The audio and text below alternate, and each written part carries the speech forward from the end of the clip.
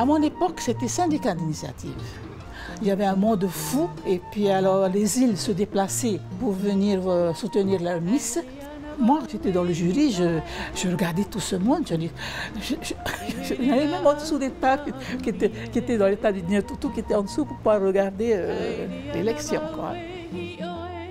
Quand les Miss défilaient, quand elles arrivaient devant le jury, elles avaient les jambes qui tremblaient. J'avais pitié d'elles. Alors qu'est-ce que je faisais? Je leur faisais mon plus grand sourire pour essayer de les mettre à leur aise, tu vois. Parce que j'avais pitié. Hein. Et elles tremblaient. Ah non, mais c'était affreux. Hein. À l'époque, c'était un peu artisanal, quoi, dans le sens qu'on se débrouillait. La Miss se faisait maquiller par une sœur, par une tante. Enfin, c'était authentique. Anna Carole, qui était la directrice pendant ces 20 années, s'occupait de la logistique, bien sûr, des sponsors, des Miss. Et Coucou Estol, que j'appelais les petites mains, parce qu'elle était là, elle était aux petits soins de tout le monde, elle s'occupait des Miss, elle s'occupait de la décoration. Elle allait en truck, elle allait chercher les outils au bout de l'île, là-bas, elle faisait un travail immense cette fois. Les filles, elles étaient renfermées, hein? Les filles n'osaient pas trop. Pour venir se faire esquer, j'étais obligée de courir après les filles. Je les rassurais et expliquais ce que c'est 10 000 fois. Il y avait une bonne ambiance, très bonne. Madame Pio Bombich, la présidente de l'époque, n'hésitait pas de mettre la main à la poche pour que l'élection ait bien lieu. Elle voulait, comme dit l'expression, the show must go on. Elle a tout fait pour ça et je voudrais qu'on lui rende un bel hommage parce que c'est grâce à Madame Pio Bombich que l'élection de Miss Tahiti existe encore.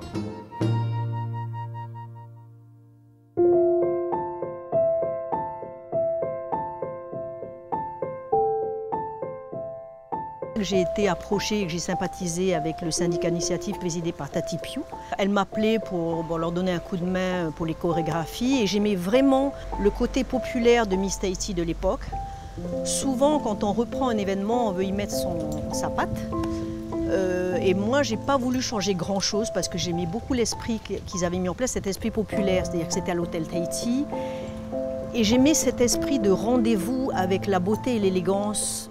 Comme le Tiurei, en fait. Chaque année, on attendait Miss Tahiti comme on attendait le Tiurei. Ce que j'ai changé, entre guillemets, c'est que j'ai plus donné encore plus de priorité aux artistes locaux. C'est-à-dire que les trophées qui étaient made in Taïwan, j'ai préféré que ce soit des artistes locaux qui les fassent. On a mis le passage en tenue végétale, on a changé les écharpes. Dom, elle a créé le passage des costumes végétaux. On n'imposait rien. Hein. On leur disait, voilà, par exemple, le thème pour le costume végétal, c'est le cocotier.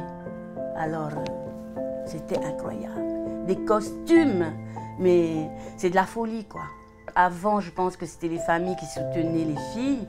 Et après, Dom, elle a organisé ça d'une manière professionnelle. On a envie de bien faire, c'est ça le plus important, c'est de vouloir bien faire. Et de faire ça avec de la bienveillance et sans trop de prétention. Mais c'est sûr que je me bats, et encore aujourd'hui, toujours pour l'élégance effortless, c'est-à-dire sans trop d'artifice.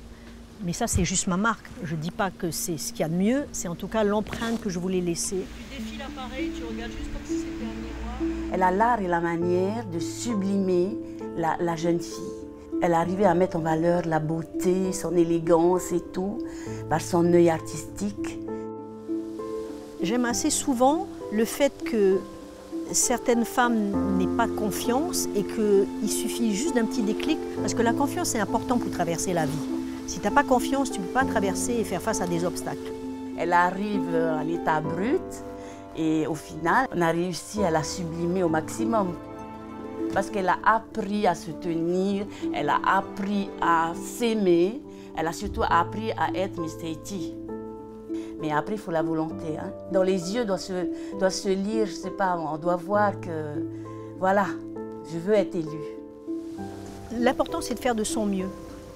Donc pour moi, ce n'est pas qu'un concours de beauté, c'est une école de la vie. Que ce soit les organisateurs comme les candidates, elles ont de plus en plus de mérite. à l'ère des réseaux sociaux. Tu vas non seulement à une compétition, un concours de beauté, mais tu as un concours humain aussi. Si tu arrives à faire face aux critiques, à essayer de transformer le négatif en positif, tu vas y arriver, quoi. Miss Tahiti, c'est l'ambassadrice du Fénois.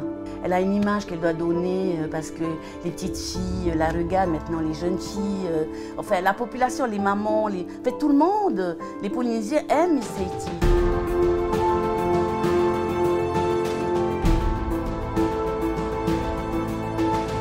Je souhaite vraiment qu'on réussisse ce challenge qui est difficile, de garder notre identité. Mais on est à l'ère de TikTok, on est à l'ère d'Instagram, on est à l'ère de Facebook, on est à l'ère des influenceuses, d'un univers un petit peu quand même assez irréel, quoi.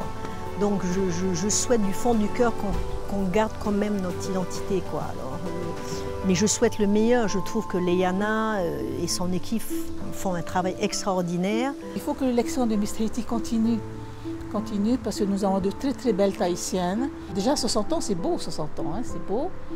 Et il n'y a pas de raison que ça n'arrive pas à 100 ans, hein, on ne sera plus là. Non.